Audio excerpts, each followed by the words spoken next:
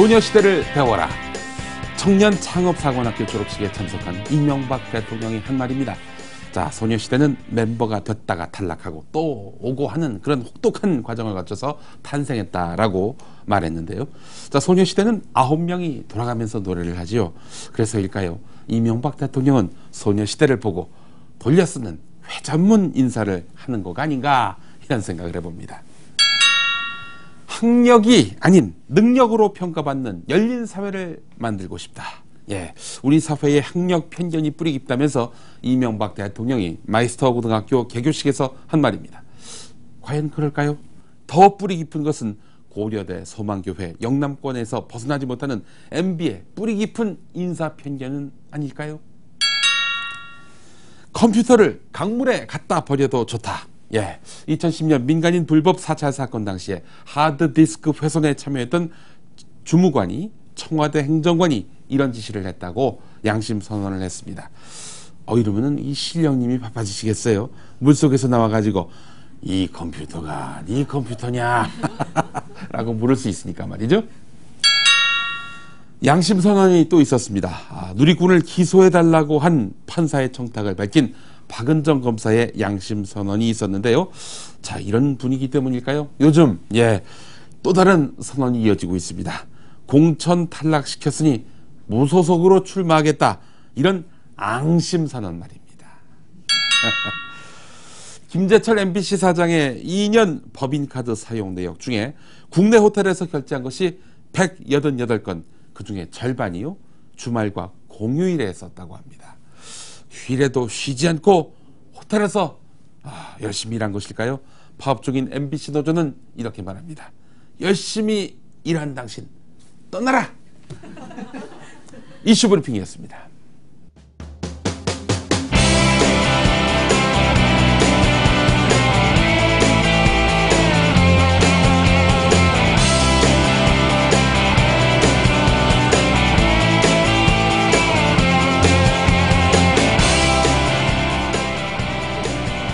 파업이 한 달을 넘기고 있는 MBC에 이어서 KBS와 YTN, 연합뉴스까지 파업 찬반 투표에서도 이제 파업이 가결됐습니다. 사상 초유의 방송 3사 동시 파업이 초읽기에 들어갔는데요. 자, MB 정권이 언론을 장악한 결과가 바로 원인이겠죠. 예, 그래서 오늘 MB 정권의 그 언론 장악 음모에 대해서 한번 이야기를 해보도록 하겠습니다. 예, 민주통합당에서는 총선이 끝난 다음에 MB 언론 장악 청문회를 열겠다 이렇게 이야기를 했는데 다수당이 된다는 그런 가정 아래 이렇게 말하자면 공헌을 하는 거 아니겠습니까? 좀 봐야 되겠습니다. 총선에서 일당이 돼야 의미가 있는 건데 아무튼 내용은 그렇습니다. 이명박 정권 들어서 언론 장악 기도가 워낙 심했다. 그래서 진상이 도대체 어떻게 된 건지 국회에서 국정조사를 해서 밝혀내겠다. 또 뭐 필요하다면 뭐 특검을 할 수도 있고요. 사실 언론이라는 게 비록 민영사여도 국민들의 이제 공공적인 공영기관이나 공기라고도 하죠. 없잖아요. 그러면 이제 국회에서도 좀 더 적극적으로 정치권에서도 이런 문제를 해결하기 위해서 발언 수위도 좀 높이고 특히 한나라 새누리당 이런 쪽에서도 좀 입장을 명확하게 밝히는 게 필요하지 않을까 싶은데. 제가 예전에 그 민간 기업이죠. 극동방송이라는 개신교 쪽의 방송에서 조영기 목사 비판했다가 이제 이렇게 된 거 아니겠습니까? 그때 생각이 나네요. 그때 참 노조라든지 혹은 노조는 아니더라도 최소한 좀 뜻있는 선배들이 있었다면은 그냥 좀 살아남을 수도 있었을 텐데 뭐 아무도 없었어요. 그래가지고 그냥 거기 뭐 당연히 덕분에 더 지금 잘 되셨잖아요.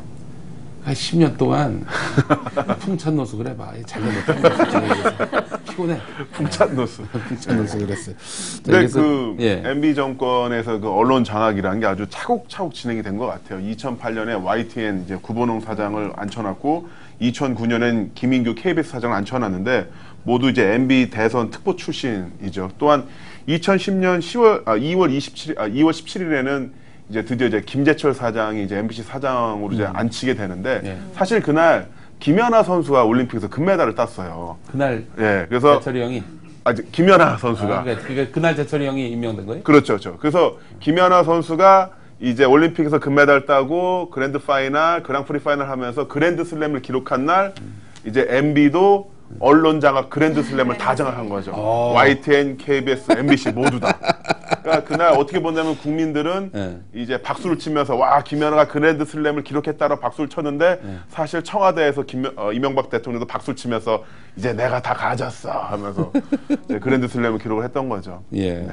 근데 이제 KBS, MBC 또 YTN 네. 이 방송사의 구조를 보게 되면은 KBS 같은 경우는 뭐 잘 아시는 대로 국가기관 방송이면서 또 KBS 법이 따로 있듯이 말하자면 국영방송은 아니지만 공영방송의 형태고 MBC는 방송문화진흥회라는 그런 단체 결국 방송통신위원장이 임명하는 그 방송문화진흥회 네. 여기서 이제 70% 지분을 갖고 있는 공기업 형태고 YTN도 공기업 아닙니까 사실상? 네, 그렇습니다. 정부에서 간접 투자하는 예. 그런 말하자면 공기업에 예, 정부에서 직접 소유하고 있는 건 아니고요. 네. 정부 산하기관에서 다시 YTN에 투자를 했기 공기업들이 때문에 지분을 많이 갖고 있는 간접 투자 회사다 이렇게 네. 보시면 되겠습니다. 그럼 말하자면 대통령의 입김이 충분히 들어갈 수 있는 물론이죠. 그렇습니다. 장악을 하지 않으려고 놔두면 사실 방송은 잘 됩니다. 예. 잘 되는데 이제 지금 자꾸 정치적으로 개입을 하면서 방송 자체가 망가져가고 있는 그런 모양. 그런 그 기자와 PD들을 이제 길들이려는 시도가 계속 있었거든요. 네. 사실 그 MBC에서 그 이제 그 PD를 했던 그 이제 이우한 한학수 PD 같은 그 PD 수첩의 유명한 시사교양 PD들을 이명박 정권에서 어떤 식으로 처우를 했냐면은 놀이동산 개발 사업단으로 보내버렸어요. 용인에 있는. 예, 그래서 놀이동산 개발하라고 보냈었고 또한 그 KBS PD 이제 20년 차 이제 교양 PD였던 이강택 PD 같은 경우에는 수원에 있는 연수원으로 보내버렸습니다. 그러니까 사실 어떻게 본다면 이 사람들이 가장 일을 할 수 있는 부분을 없애버리고 다른 데로 보내버린 거죠. 유배 보낸 거나. 그 유배 보낸 거죠. 근데 이강택 위원장 같은 경우는 지금 언론노조 위원장이 됐는데 연수원을 보내놓으니까 거기서 그 연수원 그 교재를 모두 다 흔히 말하는 이제 좌빨 교재로 다 만들어버렸어요. 그리고 언론노조 그 선거에 나와가지고 자기가 위원장이 돼버렸죠. 네. 그리스 로마 신화에 나온 것처럼 어떤 그 영웅을 이제 섬으로 보내버렸더니만 레버업을 만렙을 달성하고 이제 탈출한 거죠. 또 골칫덩어리가 됐는데 네. 그런 것처럼 사실 근데 이게 우리한테 이제 하나의 그 쾌감일 수도 있는데 저도 이제 방송 일을 하다 보니까 뭐냐면 내부에 있는 이런 정서가 굉장히 중요해요. 뭐냐면 이제 상사라든가 사장의 눈밖에 들면 난 한 지로 끌려간다라는 게 자연인인 기자나 PD 입장에서 굉장한 압박이거든요. 그렇죠. 그럼 자연스럽게 자기 검열을 하게 되고 그런 식으로 하다 보면은 이제 9시 뉴스라든가 이런 어떤 대표적인 그 어떤 정말 그 약자를 보다듬어야 할 어떤 그런 뉴스들이 보다 연성으로 흘러가는 거죠. PC방 실험하고 뭐 이제 소녀시대 다리 각도 얘기 나오고 이런 식으로 흘러가게 되는데 아니면은 사장을 꼭 임명하는 게 아니라 기자들이나 그 안에 있는 사원들이 직접 선출하거나 아니면 국민들이 뽑거나 이럴 순 없나요? 한번 연구를 해봐야 되겠네요. 전 KBS 사장은 그래야 한다고 봅니다. 국민투표로. 이제 오히려 이제 사장이 기자들 눈치를 보고 사장이 국민들 눈치도 보고 그렇죠. 그렇게 할 수 있을 것 같아요. 그러니까 사장 선출위원회 같은 걸 만들어서 하는 건 좋은 방식인데요. 네.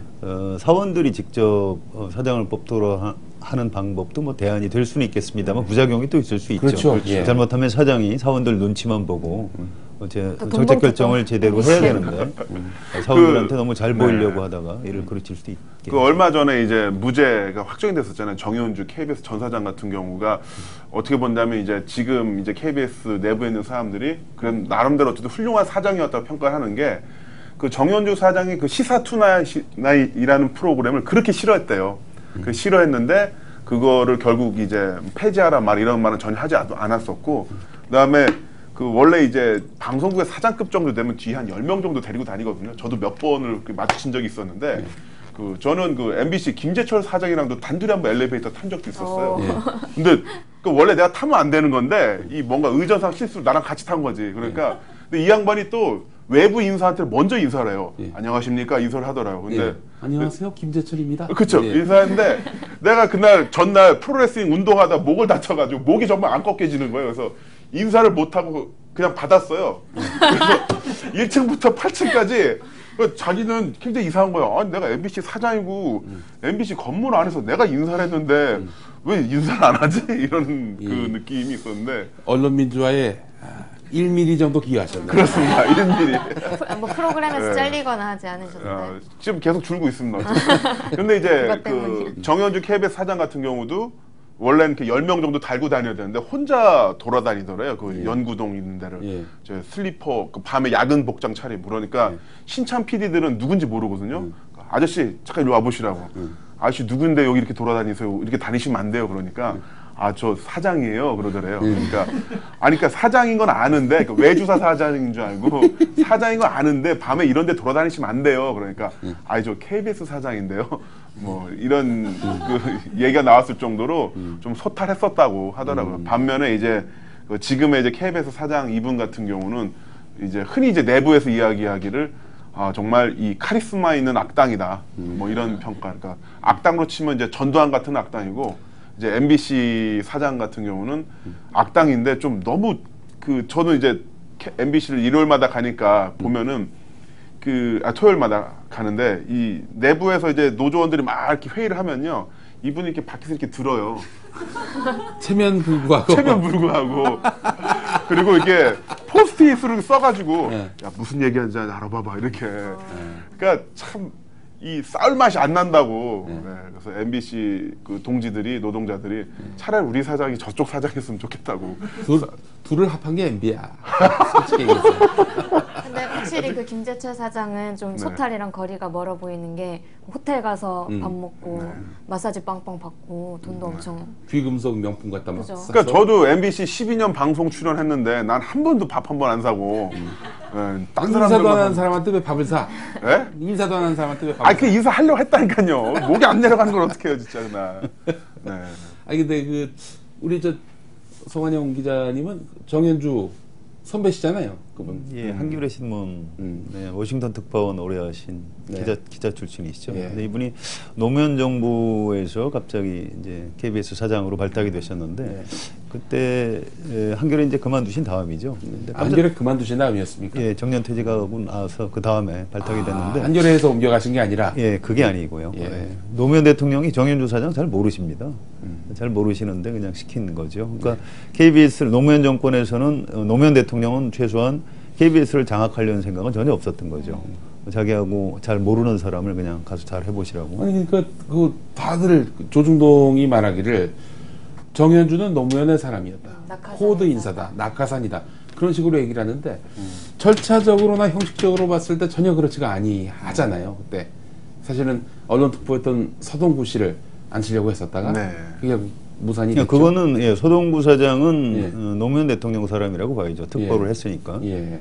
하지만 정현주 사장은 전혀 학교도 안 겹치고요. 예. 정현주 사장이 무슨 정치를 하셨던 분도 아니고 예. 전혀 모르는 사람입니다. 당적도 없었던 분이었고. 네. 그렇죠. 근데 그 정현주 사장님 얘기가 나와서 그런데 이 지금 김재철 사장의 그 판공비 팍팍 갖다 쓰는 거 이거하고 굉장히 대비되게 본인은 뭐 호텔 이런 데 안 가고 오로지 삼겹살 소주 이걸로 한다. 이 철칙을 갖고 계셨대요. 그러다 보니까 살이 부쩍 늘었다고. 푸짐하셔. 예. 이제 사장 정도 되면은 당연히 이제 기사가 있는데 개인 일정할 때는 이제 기사분 돌려보내시고 자기 택시 타고 가는 걸로 이제 현장에 있는 PD들한테도 유명했었죠. 근데 이분이 그렇게 처신을 한 게 사실은 사연이 있는데요. 예. 예감을 했다고 그럽니다. KBS 사장을 마치고 나면 정권이 바뀌든 또 바뀌지 않든 반드시 상당히 그 고강도 감자가 들어올 것이다. 털릴 거다. 그렇습니다.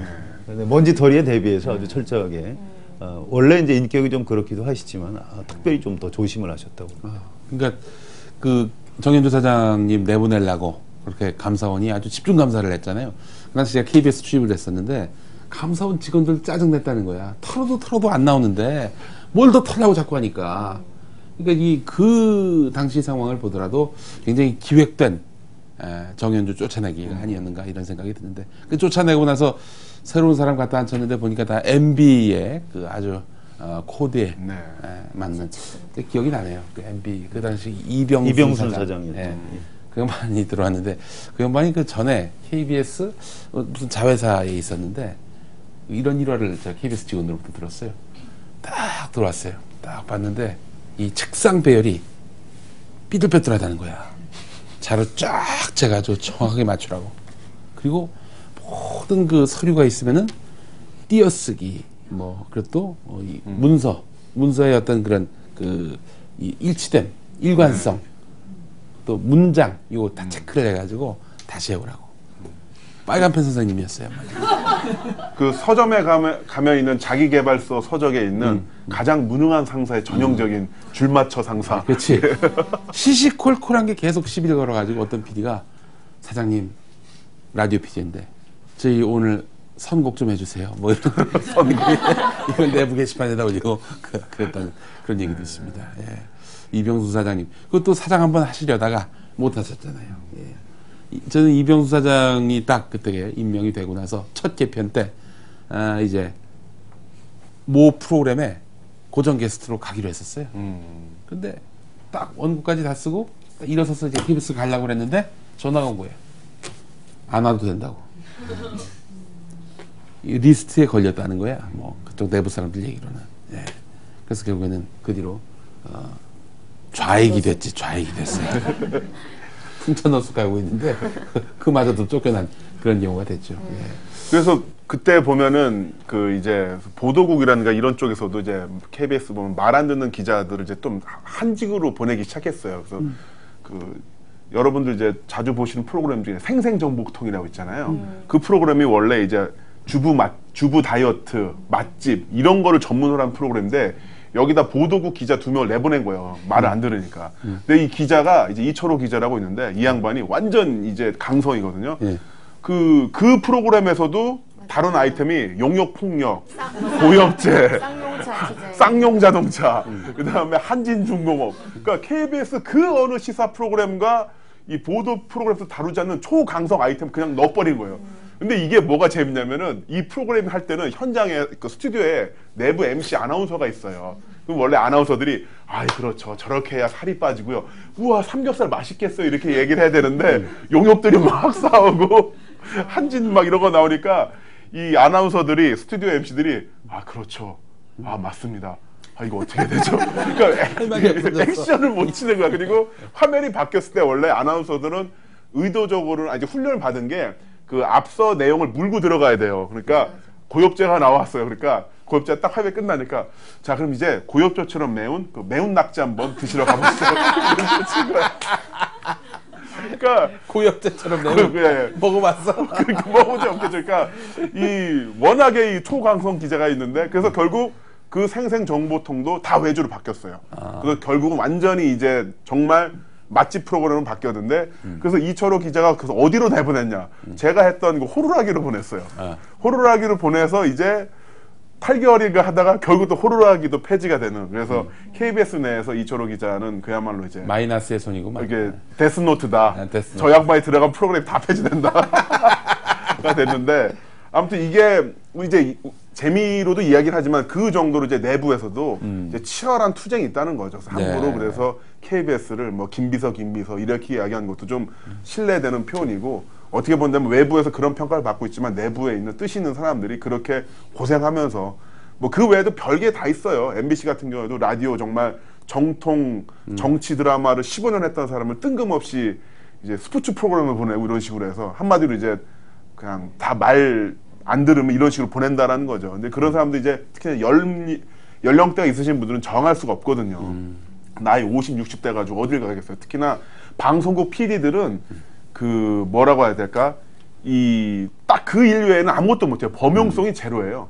아무것도 할 수 있는 게 없어요. 방송국 PD들은 정말. 그렇다고 전직도 불가능해요. MBC PD가 KBS PD로 갈 수 없잖아요. 그러다 보니까 이 양반들 내부에서 진짜 치열하게 싸우고 있는 거죠. 극동방송 PD는 낙검수 PD. 유일하시잖아요, 네. 지금.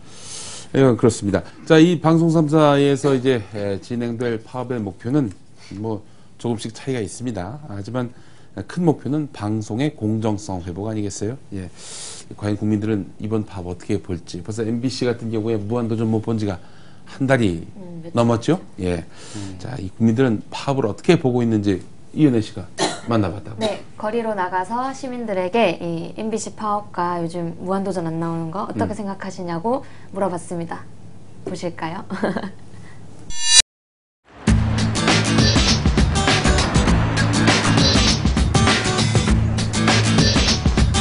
안녕하세요. 한겨레에서 나왔는데요. 수고하셨습니다. 조금 더 좋은 프로를 위해서 그렇게 할 수 있다라면 그들이 원하는 거를 어느 정도는 얻어야 된다고 생각하는 입장입니다. 오늘도 뭐 인터넷에 보니까 무슨 김재철 사장이 어디 일본에 가서 법인카드로 긁었다 뭐 이런 얘기도 있고, 그래서 뭐 경영진 쪽에서 잘못한 거라고 생각이 돼요. 그래서 좀 더 좋은 방법으로 해결할 수 있었던 부분이 분명히 있었을 텐데 그렇게 극단적이까지 생각을 한 게 좀 안타깝긴 생각하고요. 언론 파업이라는 것은 정당하게 하는 건 우리도 진짜 손들어주고 싶고 그래요. 무한도전 되게 좋아하는데 안 나오니까 좀 그래요. 방송 재밌는 거 많이 안 나오는 거 되게 시민으로서 불편하게 생각하고요. 뉴스가 뭐 저런 뉴스가 다 있냐. 굉장히 객관적인 정보를 국민에게 주지도 못하고 이번 계기에 반성한다는 그 진정성을 보이고 파업을 하시고 실제적으로 좀 끝까지 한다면 국민적 지지들이 모아질 것 같고. 안녕하세요. 요즘은 MBC를 비롯해서 많은 방송국에서 파업을 하고 있잖아요. 인기 오는 소리 들어와서 정말 기분이 좋아요. 저희 김재철 MBC 사장한테 뭐 한 말씀 하신다면. 당장 나가라 그래. 백기환 할아버지가 그런다고 당장 나가라고 그런다고 그래. 이명박 대통령 측근을 뭐 누구 보고 대통령이라고 그래. 죄송합니다. 이명박이라고 그래. 그처럼 네. 말 안 해. 그건 아주 진짜 나쁜 짓이야. 어떤 독재자도 그렇진 않았어. 언론은 자유인데 그 자유를 한 나라의 어떤 국가를 대변하는 사람이 자기 마음대로 좌지우지한다는 건 국민들에게도 참 불합리한 것 같고요. 알 권리를 계속 그 사람들이 계속 무시하는 거잖아요. 참 한심하다는 생각이 들어요. 싫어요. MB 왜 싫어요? 몰라요. 처음부터 싫었는데. 무조건 대통령 직권으로 해가지고 언론사 탄압하고 방송이랑 정치랑 그런 건 좀 분리를 해서 그건 뭐 이제 대통령이 갈려야지 뭐. 네, 뭐 포기한 상태 아닌가요, 국민들은? 조금만 더 하신다면 원하는 만큼 변화가 있을 거라고 생각합니다. 분쟁 같은 거 그만하시고 타협을 잘 하셨으면 좋겠어요. 열심히 잘 싸워주시길 부탁드립니다. 파이팅! 꼭 승리하길 바라겠습니다. 화이팅! 힘내세요. 화이팅! 좀 출출하지 않아? 전화만 해. 당장 소주병 사갖고 들고 간다고 그래. 네, 거리에 나가서 이제 시민들 반응은 일단 카메라 보고 피하시거나 아니면 일단 이렇게 마이크 앞에 서시면 대부분은 다 지지하시고 무한도전이나 뉴스를 잘 못 봐서 좀 안타깝긴 하지만 어쨌든 그만한 이유가 있는 것 같고 정권이나 이 KBS, MBC YTN 그죠? 그쪽 높은 사람들이 좀 잘못하고 있는 것 같다. 빨리 문제가 해결됐으면 좋겠다. 이런 의견들이 대부분이었습니다. 독재 정권, 특히 보수 세력들의 특징이 있다면은 방송으로 국민들이 선동당할 수 있다, 계몽당할 수 있다 이렇게들 판단하고 있는 것 같아요. 그러니까 지난 이른바 잃어버린 10년이라고 얘기하는 시절에 자기들이 집권을 못한 이유가 다름 아닌 방송이 너무 좌편향이었기 때문에 이런 식으로 보고 있는 건데 정말 그럴까요?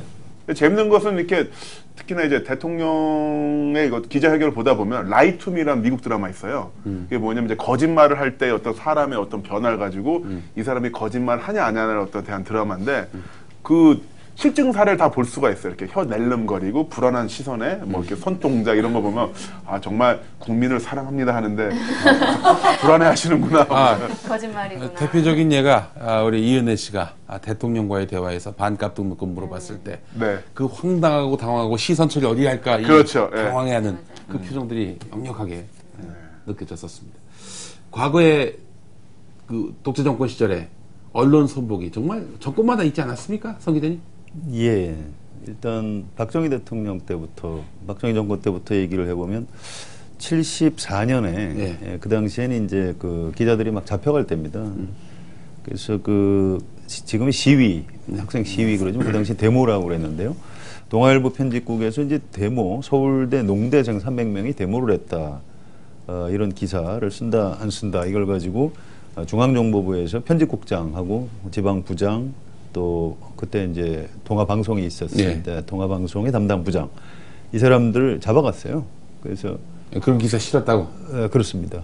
그래서 편집국 기자들이 다 모여서 외부 간섭을 우린 배제한다. 기관원들은 더 이상 동아일보 편집국에 들어오지 말아라. 또 지금 연행해 간 언론인들을 바로 석방해 달라 이런 식으로 74년 10월 24일인데요. 언론 역사에서는 이걸 자유언론 실천 선언이라고 합니다. 그런데 박정희 정권에서는 거꾸로 기업체에다가 동아일보에 광고 주지 마라 해서 동아일보 광고면이 하얗게 백지 광고가 나간 일이 있었고요. 결국은 그 사주한테 압력을 넣어서 내쫓았습니다. 강제로. 철거 영역 비슷한 사람들이 와서 기자들을 다 농성하고 있던 기자들을 다 밖으로 내쫓고 동아일보가 무려 그 당시에 113명을 해고를 시켰습니다. 그 가운데 한 분이 바로 정현주 사장. 네, 그렇습니다. 정현주, 아까 말씀하시던 정현주 사장님이 그 동아일보에서 해직된 기자들 중에 막내입니다. 예. 그 다음에 그 조선일보에서도 한 70명 정도 해직이 됐고요. 그분들이 이제 조선투위라는 걸 만들어서. 동아투위, 조선투위 이렇게. 예, 이분들이 어려운 시절을 보내고 또 80년에 들어서 일부 복직이 되기도 하고 또 다시 해직이 되기도 하고 하다가 이분들이 87년 6월 항쟁 때 국민들한테 모금을 해서 88년에 한겨레 신문을 창간하시게 된 겁니다. 한겨레 신문은 동아투위, 조선투위 선배님들이 만든 회사고요. 박정희 덕분에 생긴 신문사네요. 뭐 덕분이야, 덕분은. 탓이지. 때문에. 혼날라. 그다음에 80년에 다시 한번 전두환 정권이 집권하면서 그 당시에도 이제 언론인들이 많이 잡혀갔고요. 말도 못했습니다. 주로 이제 비리 혐의를 뒤집어 씌워가지고 뒷조사해가지고. 그렇지요. 뭐 근데 가짜가 많았죠. 엉터리 혐의를 막 뒤집어 씌우고 해서 심지어 뭐 삼천교육대도 보내고 구속도 시키고 뭐 해고는 뭐 말할 것도 없고 정상적인 해고도 아니고요. 이렇게 노란 봉투에다가 이름을 쭉 써서 각 언론사 사주한테 보내면 당사자 기자들을 불러다가 이제 이건 저 50초니까 얼마나 살벌합니까? 저 위에서 내려왔다 좀 나가달라 하면은 본인이 이제 사표를 쓰고 나가고 이분들이 이제 나중에 법적 투쟁을 해서 나중에 좀 어느 정도 보상을 받긴 했습니다. 그런 이제 슬픈 역사가 있죠. 그 당시 분들이 아직 거의 다 살아 계시지요? 돌아가신 분들이 많습니다. 동아투위, 조선투위 분들 중에서 이제 연배가 많으시기 때문에 돌아가신. 지금 이 나라 돌아가는 꼴을 보시면 진짜 개탄, 통탄하실 일이네요. 그렇습니다. 그래도 김대중 정부, 노무현 정부에서는 어느 정도 언론 독립이 보장된 것 아니냐 해서 굉장히 좋아하셨는데 이명박 정부 들어서 완전히 거꾸로 가는 걸 보고 좀 더 후배들이 분발을 해줘야 되겠다. 이렇게 저희가 야단을 많이 맞고 있습니다. 정말 생각해보면 70년대, 80년대는 독재 정권이 언제 끝날지 모르는 그런 상황인데도 단지 정의는 살아있다. 역사는 반드시 이 정의 편에 설 것이다 라는 그런 믿음 하나만 갖고 싸운 분들 아닙니까? 요즘에는 아니 아무리 뭐 이명박 대통령이 날고긴다 해도 1년 뒤면은 그 생물학적 정권은 완전히 생물학적이 아니죠. 그러니까 왜 갑자기 이게 나왔지? 국민의 잔향이 아직도 완성도 그게 아니라 하여튼 1년 후면은 무조건 정권은 끝나는데 이런 정권에서도 한번 좀 덕보려고 발버둥을 치는 사람들이 있는가 하면은 거기에 또 함께 합류를 해가지고 정치적 동지가 되는 이런 좀 얼빠진 사람들이 좀 많이 있어요. 참 안타깝습니다만. 옛날 얘기 하나만 더 해주세요. 그 옛날엔 이제 모든 사람들을 다 뭐 고문을 한 거는 아니지만 일단 구금을 해서 아주 강하게 협박을 하고 일부 그 사람들 중앙정보부 기준으로 볼 때 좀 악질이라고 생각되는 언론인들은 그 안에서 고문도 당하고 폭행도 많이 당하고 진짜 그 암울한 시절이 있었습니다.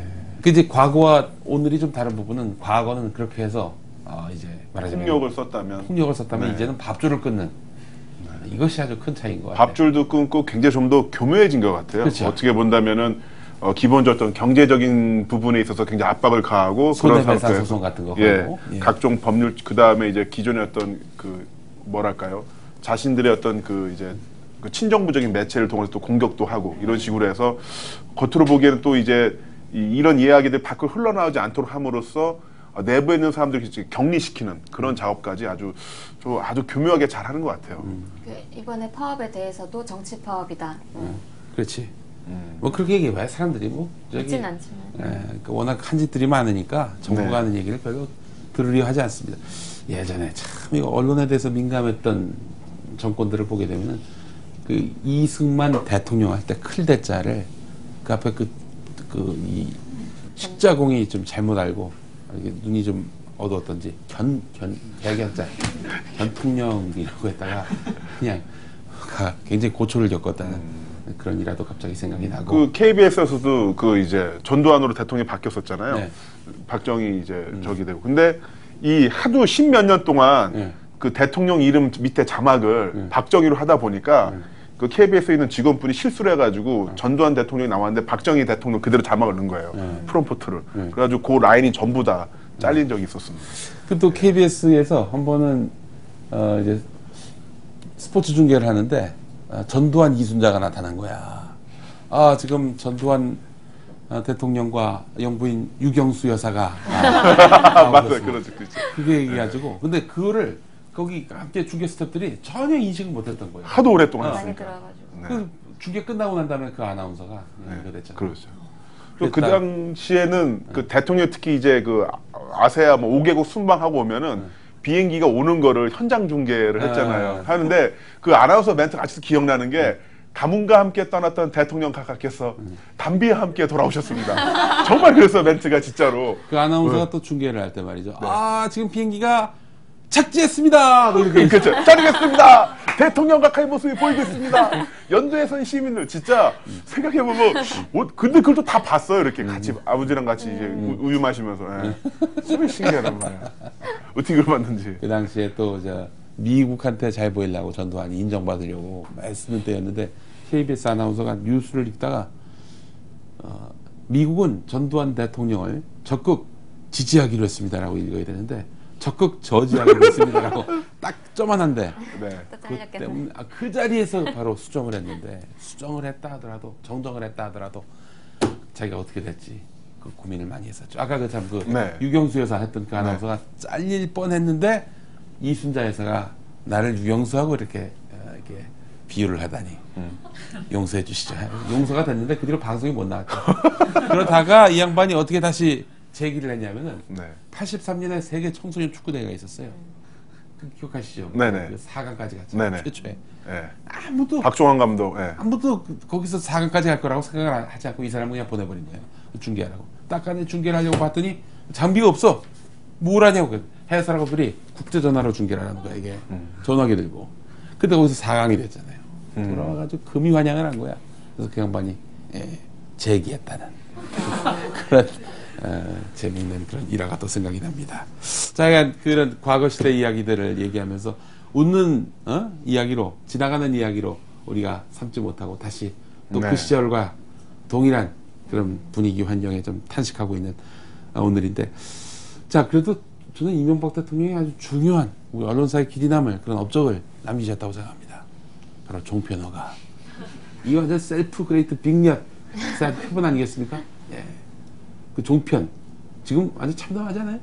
네. 4개 방송 채널 합쳐서 시청률이 1.0%에서 1.5% 오락가락하고요. 외국과도 그거보단 시청률이 높다 이런 말이. 그리고 이제 그 내부에서도 그런 얘기를 많이 합니다. 워낙 그 돈을 좀 많이 집어넣는데 이 당분간은 몇 년 동안은 회수가 좀 불가능하다. 그래서 지금 그 굉장히 그 프로그램 같은 것도 축소를 막 하고 있고요. 난리가 나 있습니다. 저 같은 경우 방송 사고가 나도 아무도 모르는 사고가 났는지 잘 모르고 넘어가는 그런 일이 벌어지고, 거기서 일하는 그 기자들이 이제 신문사라든가 다른 방송사에서 옮겨간 분들이 있는데 요새 아주 힘들어하고 있습니다. 네. 아니 근데 그 지금 광고료는 어떻습니까? 뭐 개국 첫 시점에는 첫 달에는 뭐 그래도 컨벤션 효과가 있으니까 좀 나름대로 좀 규모 있게 광고비를 거두고 또 투여를 했었는데 지금도 어렵습니다.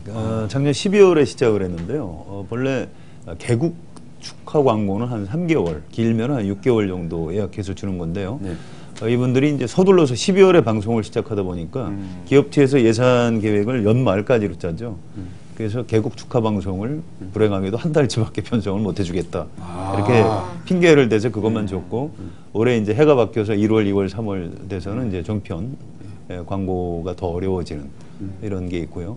또 하나 중요한 것은 종편이 한꺼번에 4개가 생겼기 때문에 혹시 하나만 생겼다고 그러면 뭐 좀 그런 대로 여유가 있을 텐데요. 4개가 한꺼번에 생기는 바람에 자기들끼리 또 무한 경쟁을 해야 되는 그런 처참한.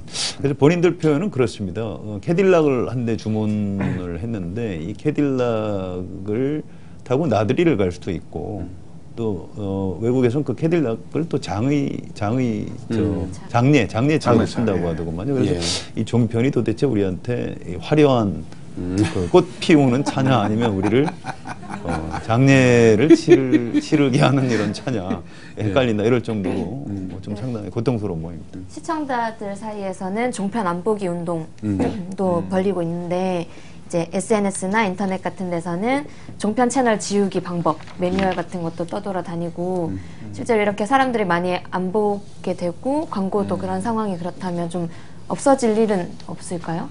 아예 없어질 고사되거나 정말 장례식으로 그렇게 쉽게 없어질 것 같지 않습니다. 언론사에서 일단 심혈을 기울여서 만들었기 때문에 좀 규모를 축소하더라도 연명을 해가면서 상대편이 먼저 쓰러지기를 이제 기다렸다가 자기들이 다시 기회를 잡아서 또 하겠다 이런 게 있고요. 과거에 이제 SBS 같은 경우에 지상파입니다만 거기서도 그 창사한 다음에 개국한 다음에 몇 년 지나서 모래시계라는 작품이 터지면서 SBS가 상당히 올라갔죠. 반열에 올랐죠. 마찬가지로 종편에서도 자기들이 언젠가는 좋은 작품, 콘텐츠를 가지고 한번 승부를 볼 날이 있을 것이다. 이렇게 벼르고 있는데 워낙 이명박 정부에서 특혜를 많이 주어서요. 쉽게 죽을 것 같지도 않습니다. 뭐 중간 광고도 허용하고 있고 프로그램 채널도 국내 제작을 지상파는 80% 의무 편성을 해야 됩니다. 그런데 지금 종편은 40%만 하게 되고 여러 가지 지금 파격적인 특혜. 또 광고도 미디어 랩을 통해서 간접적으로 해야 되는 게 원래 방송 광고의 원칙인데 종편은 이 승인 시점부터 방송 허가 시점부터 3년이니까 지금부터 한 2년 동안은 직접 종편사에서 직접 영업을 할 수 있고 그게 뭐냐면은 여러 가지 특혜를 주고 있습니다. 신문하고 패키지로 가는 거죠. 신문에서 광고 얻는 방법이 광고에 안 해? 기사로 조질 거야. 이렇게 이제 해가지고 광고주한테서 광고를 얻어내는 방법이 있죠. 그러니까 신문하고 방송하고 같이 가가지고 패키지로 광고에 안 해? 뉴스가 저 신문만 나는 게 아니라 TV 뉴스에서도 조질 수가 있어. 이렇게 해서 따내는 조폭식의 광고 영업이 가능하다. 깡패지. 네. 저는 그 종편 4사에서 전부 다 출연 섭외를 한번 받았었거든요. 네. 근데 이제 이게 웃긴 게 뭐냐면은 이 사람들이랑 이야기를 하다 보면 다들 작가나 PD들이 본사라는 표현을 써요. 본사? 본사. 그러니까 조중동을 이야기를 하는 거죠. 그러니까 저는 사실 종편 채널 자체에 대해서 어떤 반감 이런 걸 떠나서 한번 나가볼까 이렇게 생각을 했었는데 이야기를 막 하다가 두 군데 채널 같은 경우는 본사에서 싫어해서 이제 안 되겠다라고 이야기를 하고 이틀 전에 이거 완전 신뢰거든요. 이틀 전에 그렇게 얘기하는 거. 그러니까 뭐냐면은 구조 자체가 50분 정도 있었어. 그러니까 구조 자체가 이게 굉장히 비효율적이다라는 거죠. 그러니까 KBS든 MBC든 SBS든 어쨌든 방송국 내부에서는 방송쟁이들이 방송을 만들어야 되는데 방송쟁이들이 오히려 그 신문사로부터 컨트롤 받는 형태가 되다 보니까 이 시청률도 그렇지만은 사실 어떻게 본다면은 방송 프로그램 만드는 데 있어서 신문사의 부장, 국장 이런 사람들이 영향을 넣는다는 거는 이 방송 프로그램이 제대로 나올 수가 없거든요. 그런 부분도 좀 우려가 되고 또 하나 그런 식으로 막 가다 보니까 뭐 생방송 섭외인데 뭐 3일 전에 연락하고 이래서 나갈 수가 없고 그래서 야, 정말 이런 식으로 흘러가서 될까라는 뭐 의구심이 많이 들더라고요. 바로 이 언론 개혁에 네. 우리가 참 이미지가 바로 그려지고 있는 모습입니다. 누구도 조중동의 영향력 축소 또 재산 손실 도모하지 못했습니다. 각각 가능하시게 이렇게 애쓰신 거죠. 출연해서 출연료 10만 원, 20만 원 받아와서 재산 손실을 일으키도록 하겠습니다. 그렇습니다. 참 언론인들이 지금 거리로 나왔고요. 가짜 언론들이 지금 정상 방송을 하고 있지만 국민들은 무엇이 진짜고 가짜인지 이런 것들을 분명히 분간하고 있다는 사실 여기에 우리가 또 희망을 느끼게 됩니다.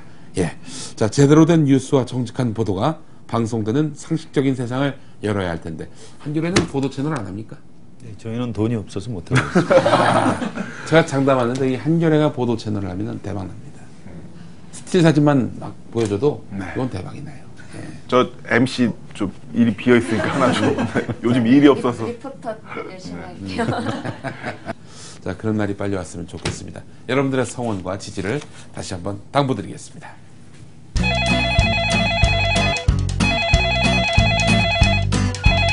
여보세요. 네. 네. 요즘 그 방송 보십니까? 어떠세요? 아주 잘 보고 있다. 이런 말씀을 드립니다. 뉴스도 요즘 재밌고 개그 콘서트 보면서 정말 많이 웃었습니다.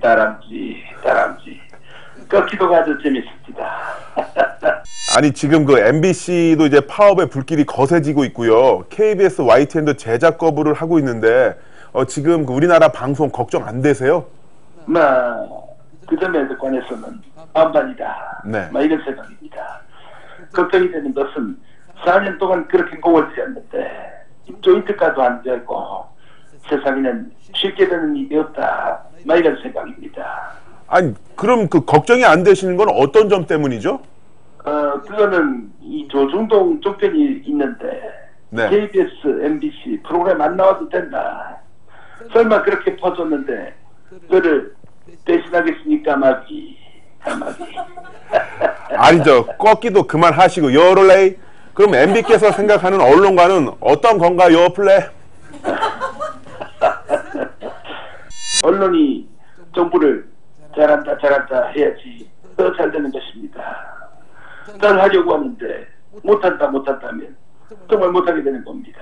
아니 그거는 아니잖아요. 그 잘못하고 있으면 잘못됐다고 하는 게 바른 언론의 역할 아닌가요? 글쎄요. 그렇게 말씀하시면은 미국 교과서에 제 이야기가 실려 있는 거 아십니까? 미국 교과서예요? 그렇습니다. 네. Boys be ambitious. 보이즈 소년들이요. Be ambitious. MB처럼 들아. 이런 말이죠.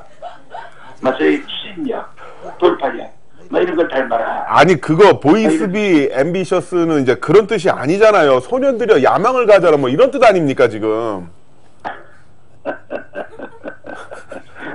그런 뜻이었습니까? 예. 사랑합니다 국민이. 아니 지금 아무튼요 요즘 그 방송사들 파업을 하는 그 보는 국민들은요 독재 정권에서나 하던 그 언론 장악의 결과다 이렇게 비판하는데 이거 알고 계십니까? 절대 그렇지 않습니다. 저는 제 손으로 언론 탄압을 한 적이 한 번도 없었습니다. 언론 자유. 언론은 자유가 생명인데 사장들도 자기 하고 싶은 대로 할 자유가 있는 거 아니겠습니까? 그럼 그 MB께서는 방송은 잘 아십니까? 네. 제가 있었던 현대그룹에 현대 사내 방송이 있었습니다. 그래서 너무나 잘 안다. 그럼 외신들이 보도를 할 때 그 인용할 때 방송국 이름 뒤에 발자를 쓰는 거 알고 계십니까? 잘 알지요. 네. 연합뉴스 보도를 인용하면은 네. 연합뉴스발로 보도하고 네. SBS 보도를 인용하면 SBS발로 이렇게 보도하지요. 이렇게 쓰이는 거 잘 알고 있습니다. 그럼 잘 아시는데요. 그럼 요즘 외신들이 MBC 보도를 인용할 때 뭐라고 쓰는지 아세요? 그야 간단하지요. 네. MBC발. MBC발. 이 씨발라 먹을 개새끼들 뭐야 씨발. 뭐 씨를 발라먹어 이게 무슨 말씀이세요 지금? 지금 욕하셨어요? 여보세요? 아니 지금 사랑 아니고요. 아무튼요 야당에서는 총선이 끝나면은 MB 정권의 언론 장악 그 청문회도 하겠다 이렇게 잔뜩 벼르고 있는데 어떻게 하실 겁니까 지금? 그건 네. 형님과 의논해 보겠다. 아니 직접 형님 이야기하지 마시고 형님 전화가 가지고 한 말씀만 더 해주세요. 한 말씀만. 네? 지금은 곤란하다. 기다려달라. 아니 그러니까 제 말을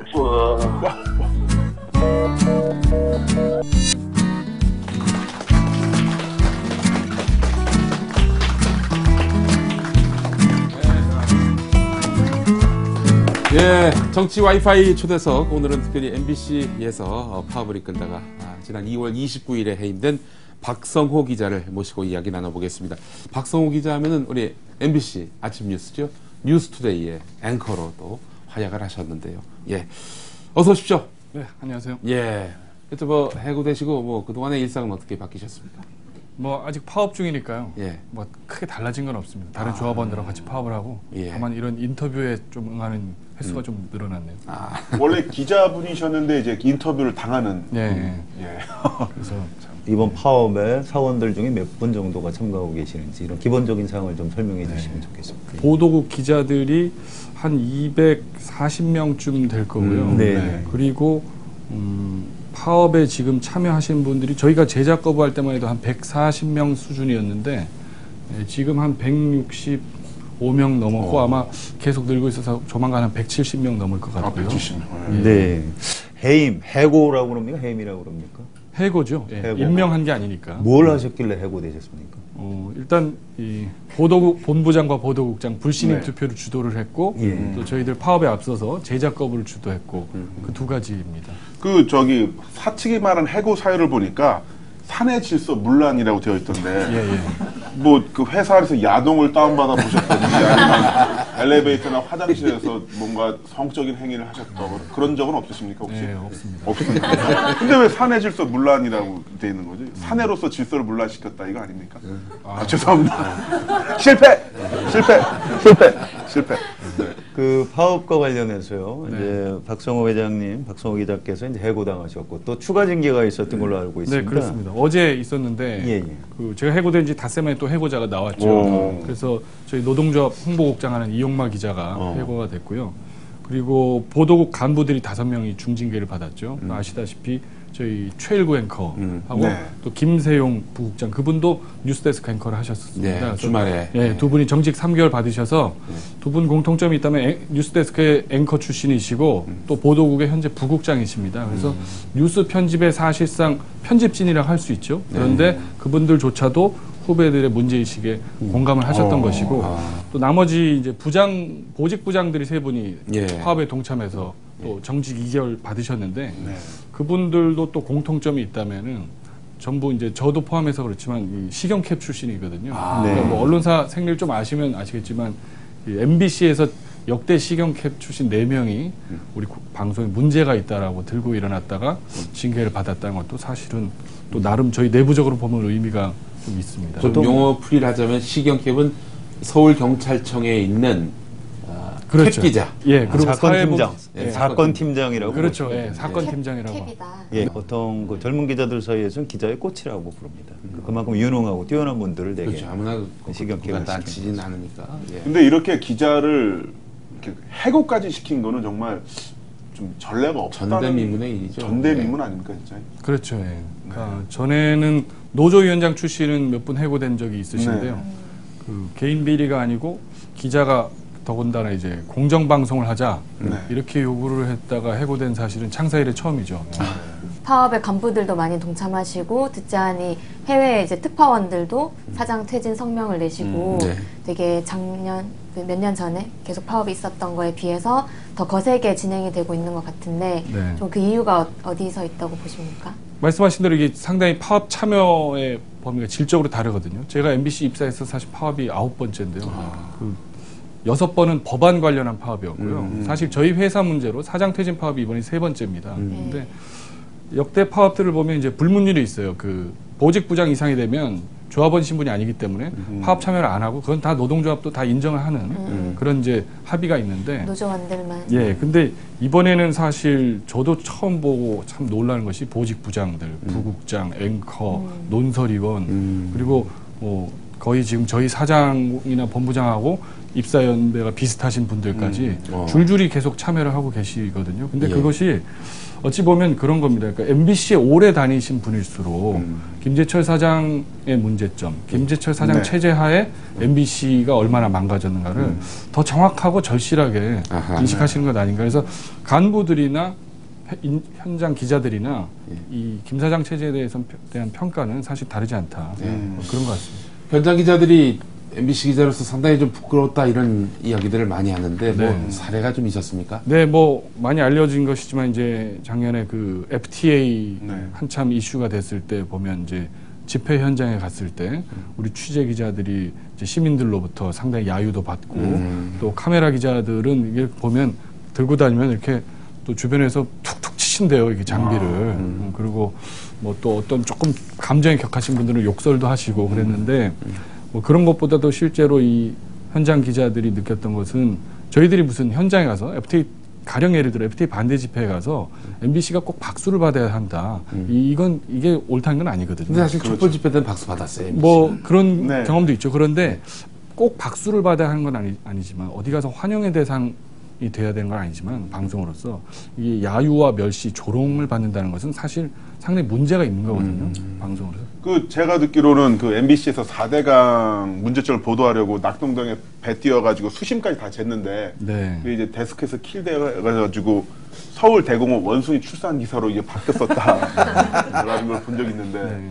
근데 사실 이거 어떻게 보면 MBC 9시 뉴스가 최근에 굉장히 뭐랄까 좀 메가리가 좀 많이 빠졌었거든요. 그래서 덕분에 그렇죠. 그 동시간대 목요일 날 제가 하는 KBS 호루라기가 한 6번인가 시청률에서 이긴 적이 있었어요. 어쨌든 이제 이런 부분에 있어서 이제 노조 측도 이제 공격에 나섰잖아요. 특히나 이제 사장, 흔히들 이제 네티즌들 이제 숙박왕 김재철이라고 하는데 호텔 사용이 이제 188건이라서 그래서 김재철 사장은 이제 MBC 사장이 아니라 호텔 엔조이 같은 호텔 사이트 사장으로 가야 되는 게 아니냐 이런 얘기를 하는데 이런 부분에 대해서 이제 비리라고 의심되는 부분에서 이야기를 했는데 거기에 대해서 사측의 답변이 뭐였습니까? 사측이 자료를 내고 얘기를 했죠. 업무 외의 용도로 쓴 사실은 전혀 없다. 그리고 없다. 여러 가지 의혹들을 상당히 노동조합이 제기를 했는데 거의 사실 해명이 다른 의혹들에 대해서는 해명이 거의 없었고요. 한두 가지는 좀 집중적으로 해명을 했는데 그중에 사실 보면 그게 있었죠. 그 303만 원어치 인터파크에서 저희 파업 기간 중인데 인터넷 쇼핑을 하신 게 있어요. 그래서 이게 뭔가라고 했더니 사측 답변은 귀빈들한테 VIP한테 저 MBC 주최하는 뮤지컬 264의 티켓을 보내드린 것이다. 이거 할 수 있는 일이다. 그래서 저희도 그런가 보다 했는데 이제 노동조합이 또 배송처를 추적을 해봤더니 그 서울의 한 성형외과에 그 300만 원어치가 다 배송이 됐고요. 그래서 그 원장님이 다 수령하신 걸로 확인이 됐고 그 원장님이 나중에 취재를 해보니까 그 김재철 사장 측근을 통해서 취재를 해보니까 고향 친구다. 그분은 이제 진주가 고향이고 사장은 사천이 고향이지만 오랫동안 아는 사이다 해서 고향 친구한테 티켓 준 게 이게 VIP한테 이제 저 서비스하는 것인지 그거 조금 그렇고 지역구 관리하는 MBC의 귀빈 같지는 않네. MBC의 귀빈 같지는 않아. 그래서 티켓이 맞긴 맞았어요. 예, 그것은 맞습니다. 저희들도 확인을 했고, 근데 이제 저희들이 답답한 것은 사실 이런 것이잖아요. 그 보신 분들은 아시겠지만 그 호텔에서 많이 결제를 하셨는데 근데 왜 이렇게 주말에 많이 쓰셨는지도 궁금하고 188건이더라고요. 네, 그리고 호텔. 뭐 연기자분들한테 선물 뭐 어떻게 하실 수도 있다고 봐요. 그런데 그 작은 회사도 아마 사장님이 선물하신다면 뭐 직원을 시킨다든가 비서를 시켜서 그렇죠. 혹은 아니면 회사에 다른 어떤 공적인 뭐 예산이 있겠죠. 그렇게 할 텐데 그것도 본인이 다 직접 다니신 거예요. 저희들이 취재를 해보면. 그래서 그런 부분이 참 궁금한데 주로 또 여성용 향수라든가 보석을 사셨죠. 네, 그 남자 연기자들한테는 선물 안 주셨나 봐요. 그러니까 이게 저도 MBC 한 10년 동안 출연했는데 왜 딱은 없었죠? 별로 사주고 싶은 생각이 안 들어요. 저희도 아직 행사를 제대로 안 그래요? 직원도 안 사줬는데. 그러니까. 궁금한 게 많습니다. 아직. 특히 이제 일본에서 그 여성 전용 피부 마사지에서 또 가락 많이 결제를 하신 걸로 나왔는데 거기에 대해서는 또 어떻게 말씀하시던가요? 지금 아니 공식적으로 정확하게 해명한 것은 제가 못 봤습니다. 이 김재철 사장에 관해서 지금 MBC 노조에서 제대로 뉴스데스크라는 대한 프로그램이 계속 나오고 있는데 4편까지 나갔죠? 그렇죠. 뭐 좀 더 꺼낼 카드가 있습니까? 카드 관련해서 꺼낼 카드가 있는지는 저도 잘 모르겠고요. 그 카드 말고. 아마 다른 것들 취재를 좀 많이 하고 있는 것으로 알고 있습니다. 근데 그런 여러 가지 의혹 제기에 대해서도 왜 날 못 믿느냐, 그 이런 토로 지금 대응하고 있단 말이죠. 이래가지고 김재철 사장 묻어나겠습니까? 어떻게 좀 뭐 확실한 그런 뭔가 한 방이 있는지도 궁금하고요. 그것까지는 저도 잘 모르겠습니다, 사실은. 혹시 있으신데 공개 안 하시는 거 아니에요? 작전상? 아니, 제가 뭐 노동조합 간부도 아니고, 제가 뭐 정확한 그 정보를 아는 것도 아니고, 또 설령 안다고 해도 진짜 말씀하신 대로. 그러니까요. 얘기하겠습니다. 뭔가 있어. 뭔가 있어. 저 휴대폰 문자 메시지 방금 왔어. 너무 얘기하지 말라고 지금. 카톡 왔어, 지금. 생각에 사실 파업이라는 게 노동자들이 이 사측에 대해서 권리를 주장하기 위해서 예를 들어 뭐 현대자동차 같은 경우는 생산 라인을 멈춘다거나 생산 안 해버리면 땡인 건데 이 언론사 같은 경우는 이제 취재나 보도를 안 해도 외주로 나간다거나 요즘 이제 파견직 또 다시 뽑고 있고 비정규직으로 또 뽑고 있고 이런 상황에서 그 파업이 좀 위력적으로 진행이 될까, 실제로 김재철에게 타격을 주고 실제로 MBC에게 이게 이러면 진짜 큰일 나겠다, 뭐 김재철을 내보내든 아니면 자진 사퇴하든 이런 방향으로 갈까 좀 걱정이 되는데 어떻게 생각하세요? 그래서 저희는 일단 파업을 하고 있는 입장에 회사가 자꾸 그런 식의 이제 변칙적인 그런 걸 하니까 상당히 좀 안타깝긴 한데요. 오히려 그러니까 저희 지금 뭐 뉴스데스크 앵커도 외부에서 계약직으로 뽑아서 뭐 한다고 지금 그러지 않아요? 프리랜서 앵커, 계약직 기자. 그런 전례가 있습니까? 없죠. 다 사상 초유의 일들이 벌어지고 있는데. 근데 파업 기간에 다른 이제 비정규직이나 이렇게 파견으로 고용을 하면 그게 또 불법이라고 들었는데. 대체 인력. 대체 인력. 그런 셈인데요. 뭐 전망 같은 거는 제가 정확하게 할 수 있는 위치는 아니지만 저희들은 사실 자신감 갖고 이길 수 있다는 희망을 갖고 싸우기 때문에 그게 이제 시점이 언제가 될까의 문제지.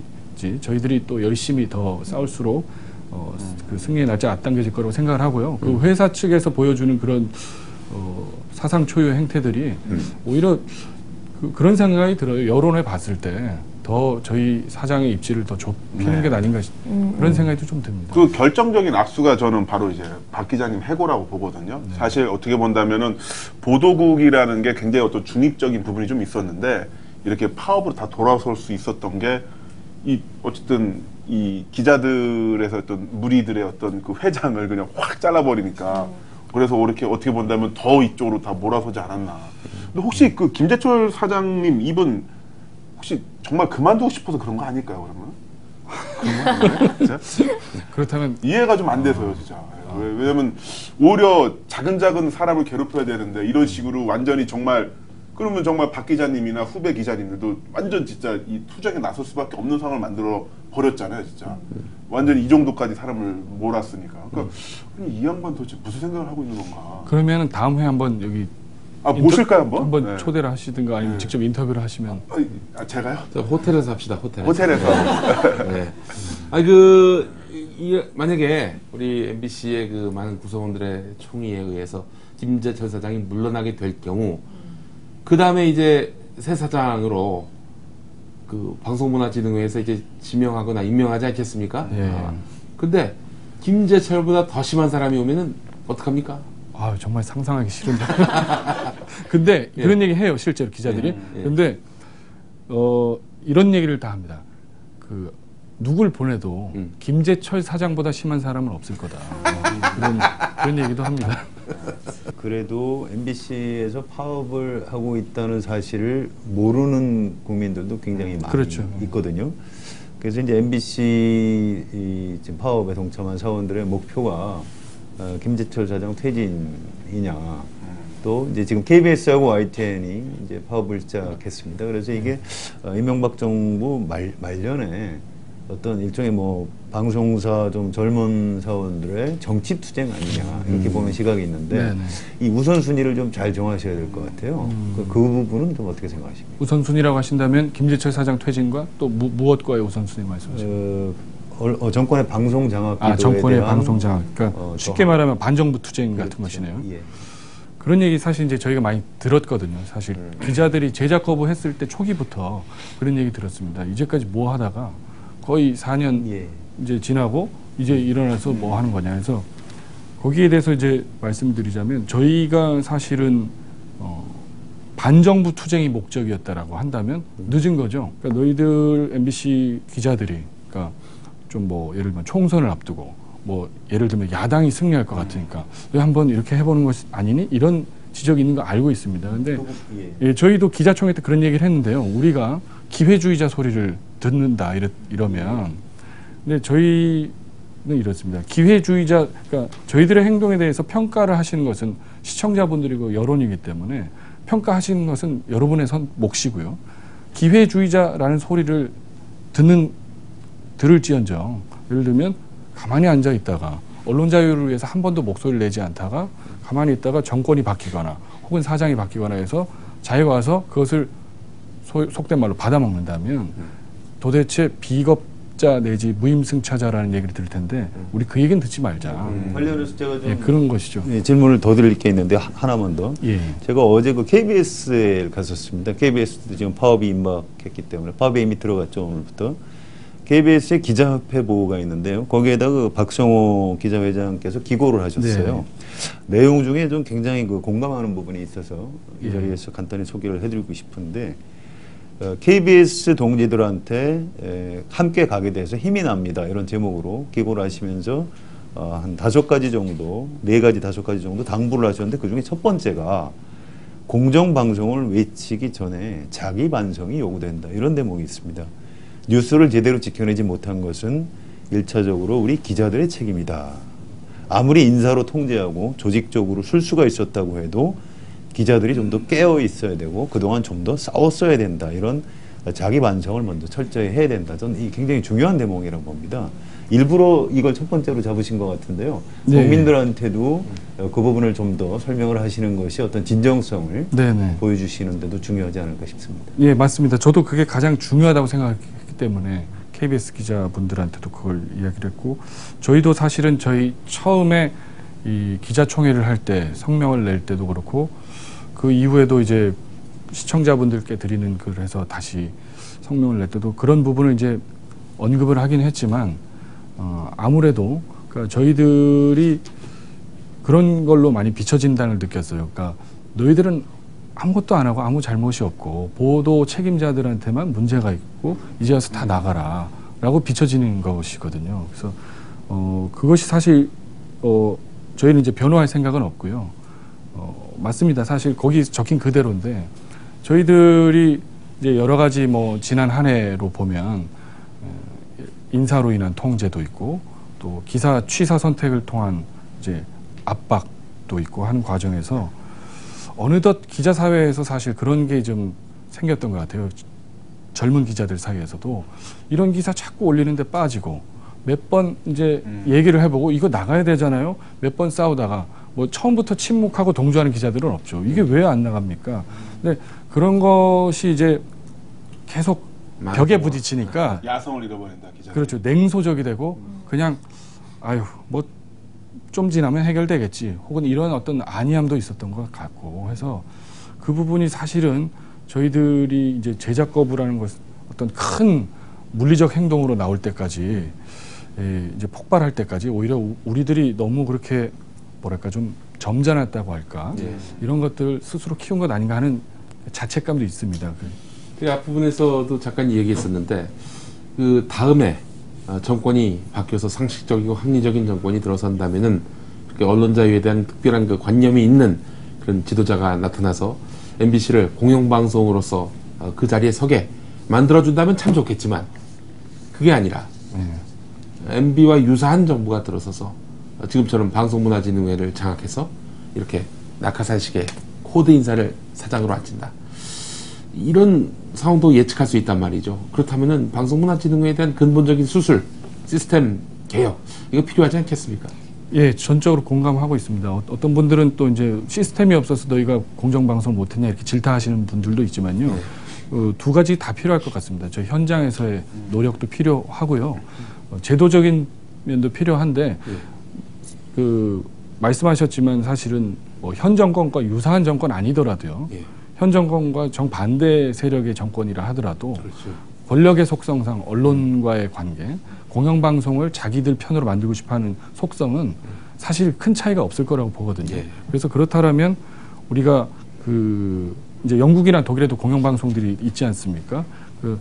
거기도 뭐 정치권과의 어떤 갈등도 다 있고 하지만 적어도 누가 집권하더라도 사장을 혹은 방문진 이사들을 자기들 입맛에 맞는 사람들로 포진시킬 수 있는 이 구조는 누가 집권하더라도 시스템 바꿀 때가 됐다. 그런 얘기들 많이 하고 있는데요. 일단 이 싸움에서 이기고 나서 저희들이 그 다음에 사실 그건 저희들만의 생각이 아니라 사실 시청자분들하고 토론해야 됩니다. 시민들하고 사회 각계와 토론해서 응원해 주시는 분들 꽤 많이 계시죠? 예. 뭐 힘내라 뭐 그런 식으로. 네. 처음에는 좀 이렇게 힘내라 절반, 좀 냉소적인 여론이 절반이었는데 이제 저희가 실제로 제작 거부라는 행동에 들어가고 그것이 파업으로 발전하고 하면서는 이제 좀 힘내라고 하시는 분들이 좀 많이 늘어나셨어요. 물론 냉소적인 의견이 전혀 없지 않다고 물론 존재합니다. 근데 많이 늘어나셨고 저희가 이제 지난 2월 17일에 장충체육관에서 파업 콘서트를 했었는데요. 예, 그때 한 3,000명 이상 오셨는데 그때 현장에서 만나 뵌 분들의 눈빛이나 목소리 그리고 무한도전 안 봐도 좋으니까 제대로 된 방송으로만 돌아와라 기다려주겠다 하시는 말씀들 듣고 사실 저는 뭉클하기도 하고 그 문화적인 충격이었습니다. 그래서 우리가 이렇게 사랑을 받는데 이런 부분이 시청자들의 사랑에 보답한 거에 굉장히 둔감했구나 이런 생각도 많이 했습니다. 사실 시청자들의 입장에서는 이번에 이런 일련의 문제들이 김재철 개인의 문제라기보다는 다 이명박 탓이라고 생각을 하고 있거든요. 그리고 이게 언론을 정권의 나팔수로 취급을 하고 그렇게 전락을 시키려는 이 이명박 대통령 내지는 권력에 대한 투쟁으로서 이 파업이 계속 진행이 돼야 된다고 저는 생각을 하는데 저는 개인적으로 MBC 파업이 좀 빨리 끝나야 되는 게 제가 올해 초에 파일럿 프로그램 출연했거든요. 출연료를 받아야 되는데 파업 때문에 돈이 안 들어와요 지금. 네. 실패 죄송합니다.